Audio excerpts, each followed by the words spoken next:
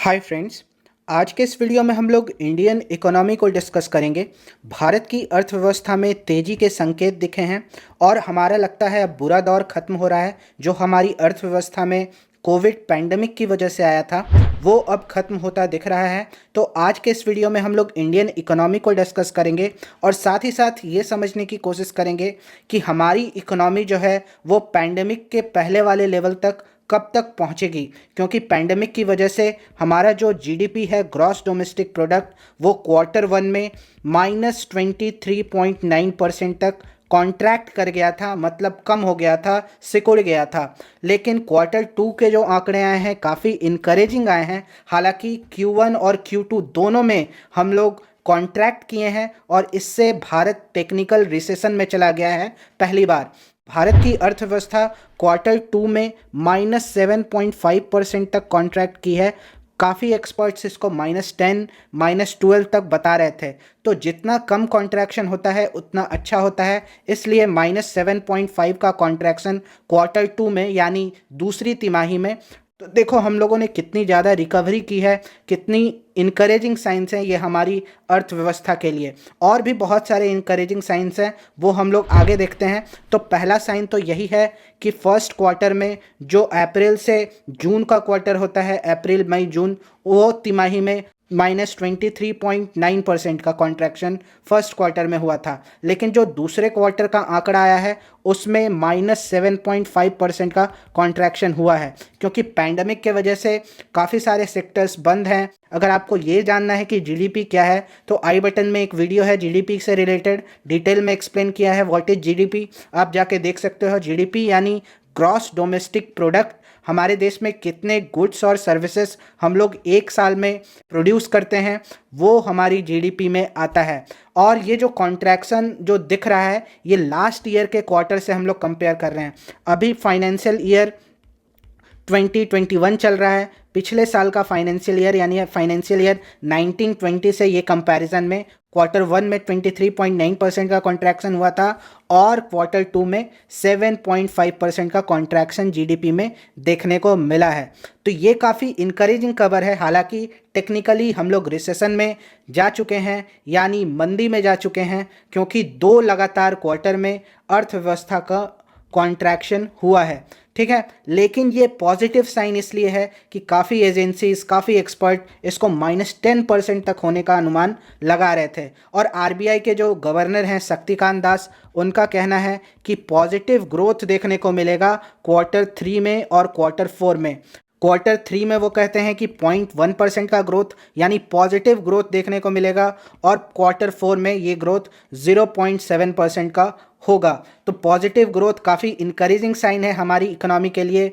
और finance minister और बहुत सारे एक्सपर्ट का ऐसा मानना है कि हमारे देश में वी शेप रिकवरी होगी। अब ये वी शेप रिकवरी क्या है? वी शेप रिकवरी यानी इकोनॉमी तेज़ी से गिरी फिर तेज़ी से उठने लगती है। आप अपने स्क्रीन पे देखो, अर्थव्यवस्था तेज़ी से गिरी, एक सबसे लोएस्ट पॉइंट आएगा, फिर अब अर्थव्यवस्था शार्पली यानी इकोनॉमी शार्पली रिकवर भी करती है और बढ़ती भी है। तो ये वी शेप रिकवरी का हम लोग अनुमान लगा रहे हैं और ये सब जो साइंस है काफ़ी इनकरेजिंग साइंस हैं। ये तो क्वार्टर 2 का जीडीपी का नंबर था, और भी अदर फैक्टर्स हैं जो हमारी इकोनॉमी में हमारा जो विश्वास है वो बढ़ा रहे हैं। जीडीपी के आंकड़े काफ़ी इनकरेजिंग हैं। फिर एफडीआई का जो नंबर्स आया है अप्रैल 2000 से 2000 साल से सितंबर 2020 तक भारत में जो एफडीआई आई है यानी फॉरेन डायरेक्ट इन्वेस्टमेंट जो आई है वो 500 बिलियन यूएस डॉलर्स क्रॉस कर गई है। ठीक है, यानी ½ ट्रिलियन यूएस डॉलर उसने पार कर दिया है। और भारत अभी भी इन्वेस्टर्स के लिए एक अच्छा डेस्टिनेशन बना हुआ है, in spite of lockdown, in spite of और भी चीज़ें।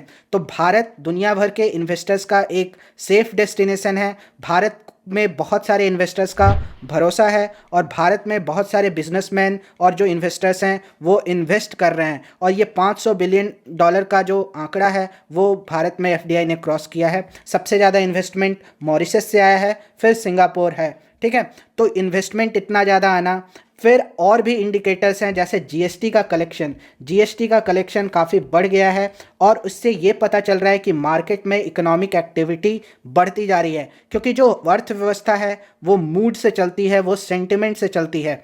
अगर अर्थव्यवस्था में मूड अच्छा होगा, सेंटिमेंट अच्छे होंगे बिजनेस के लिए, तो अर्थव्यवस्था ग्रो करती है। अगर डिमांड होगा, क्रेडिट होगा, तो अर्थव्यवस्था अच्छे से ग्रो करती है। तो जीएसटी जो कलेक्शन है, आप अपने स्क्रीन पे ये डेटा देखो, इससे पता चल रहा है कि जो जीएसटी कलेक्शन में काफ़ी ज़्यादा उछाल आया है। फिर परचेजिंग मैनेजर इंडेक्स है, ये भी कोविड लेवल के पहले तक अब टच करता जा रहा है। तो बहुत सारे लोग खरीदारी कर रहे हैं, जिसमें अर्थव्यवस्था बढ़ती हुई दिखाई दे रही है। फिर फॉरेन एजेंसीज जैसे मॉर्गन स्टैनली की एक रिपोर्ट आई है, जिसमें मॉर्गन स्टैनले ये फर्म होती हैं जो इकोनॉमी का आकलन करती हैं। तो एशिया की इकोनॉमी, जापान को छोड़ के बाकी सारी एशियन इकोनॉमी वो आगे बढ़ने वाली हैं और ये गोल्डी लॉक फेज़ में इंटर करेंगी 2021 और 22 में। तो गोल्डी लॉक फेज़ क्या होता है? लो एम्प्लॉयमेंट रहेगा, लो इन्फ्लेशन रहेगा, लो इंटरेस्ट रेट रहेगा, स्टेडी जीडीपी ग्रोथ रहेगा। तो ये सब अच्छे इंडिकेटर्स हैं। मॉर्गन स्टैनली का अच्छा अनुमान है, मतलब अब कॉन्ट्रैक्शन कम होगा क्योंकि अर्थव्यवस्था तेज गति से आगे बढ़ रही है। तो ये थी रेटिंग एजेंसीज की बात। इसमें और एक रेटिंग एजेंसी है जो है Japanese Nomura India business resumption index.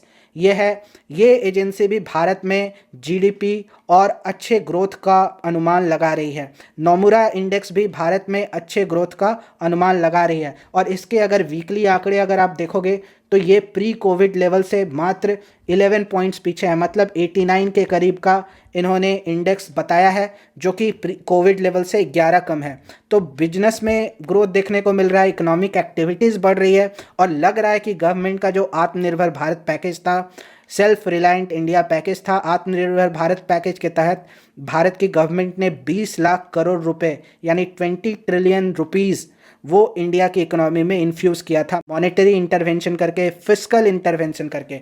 तो ये सब जो दिखा रहा है ये इंडिया में इकोनॉमिक एक्टिविटी के बढ़ने का इंडिकेटर है और ये जो Q2 जीडीपी का आंकड़ा आया है ये भी काफ़ी कुछ बताता है। तो ये तो हो गए साइंस ऑफ रिकवरी। थोड़ा ग्राफ से भी समझ लेते हैं। ये देखिए Q1 में 23.9% कॉन्ट्रैक्शन देखने को मिला था, ये माइनस है इसलिए। Q2 में 7.5% के करीब है, ठीक है। Q3 में अनुमान लगाया जा रहा है कि पॉजिटिव ग्रोथ होगा 0.1% का और Q4 में 0.7% का अनुमान लगाया जा रहा है।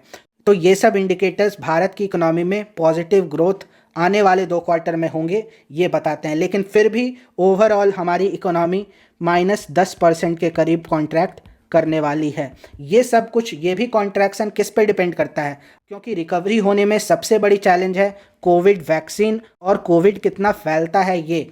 तो कंटेनमेंट ऑफ कोविड इन्फेक्शन ये बड़ा चैलेंज होगा गवर्नमेंट के लिए, क्योंकि जब तक कोविड को कंट्रोल में नहीं लाया जाएगा लोग आगे नहीं बढ़ेंगे, काम के लिए नहीं जाएंगे। और इंडिया की इकोनॉमी में सबसे ज़्यादा कंट्रीब्यूट सर्विसेज सेक्टर करता है। तो सर्विसेज सेक्टर को बढ़ाने के लिए, क्योंकि सर्विसेज के लिए कोरोना कम होगा, जैसे होटल इंडस्ट्री है, रेस्टोरेंट इंडस्ट्री है, हॉस्पिटैलिटी इंडस्ट्री है, फिर स्कूल्स कॉलेजेस, ये सब खुलेगा तभी सर्विसेज सेक्टर रिज्यूम होगा। हालांकि मैन्युफैक्चरिंग सेक्टर में अच्छा हम कर रहे हैं, मैन्युफैक्चरिंग सेक्टर में उछाल देखने को मिला है और एग्रीकल्चर तो इस बार अच्छा कर ही रही है। तो सर्विसेज सेक्टर जब अच्छा हो जाएगा तो इकोनॉमी भी तेज़ गति से आगे बढ़ेगी। लेकिन सर्विसेज सेक्टर का अच्छा होना सबसे ज़्यादा डिपेंड करता है कोविड इन्फेक्शंस कैसे कंट्रोल में रहते हैं, क्योंकि इंडिया में लगातार वेव आ रहे हैं, 3rd वेव, 4th वेव और अलग अलग जगहों से केसेस आ रहे हैं। तो ये एक बड़ा चैलेंज है कि गवर्नमेंट इसको कैसे कंट्रोल करती है और इसके लिए वैक्सीन कब आएगी, क्योंकि वैक्सीन की अवेलेबिलिटी सबसे ज़्यादा इंपॉर्टेंट है। हालांकि इंडिया में कोविशील्ड बन रहा है, अगर आपने वैक्सीन वाला वीडियो नहीं देखा है तो वो भी आई बटन में है, क्लिक करके देख सकते हैं। तो इंडिया में जो है वो कोविशील्ड बना रही है ये सीरम इंस्टीट्यूट, जो आधार पूना वाला जिसके मालिक हैं, प्रधानमंत्री गए भी थे। और भी वैक्सीन कंटेंडर हैं जैसे कोवैक्सीन, जाइडस कैडिला का वैक्सीन आ रहा है। तो ये सब वैक्सीन कब अवेलेबल होगी? हालांकि कोविशील्ड उम्मीद है कि जल्द से जल्द अवेलेबल होगी, लेकिन वैक्सीन की अवेलेबिलिटी पे भी काफ़ी कुछ निर्भर करता है। अगर सब वैक्सीनेट होने लगेंगे तो लोगों में बिजनेस करने का, काम पे जाने का, इकोनॉमिक एक्टिविटी बढ़ाने का अलग कॉन्फिडेंस आएगा। तीसरा है कि मैंने बता दिया, सर्विस सेक्टर इंडिया की जीडीपी में 50 टू 55% तक कंट्रीब्यूट करता है, जो कि बहुत ज़्यादा है। तो इसलिए सर्विसेज सेक्टर कैसे आगे बढ़ेगा, कैसे रिज्यूम करेगा अपने आप को, ये भी देखने वाली बात होगी। ठीक है। राइजिंग इन्फ्लेशन एक बहुत बड़ा चैलेंज है।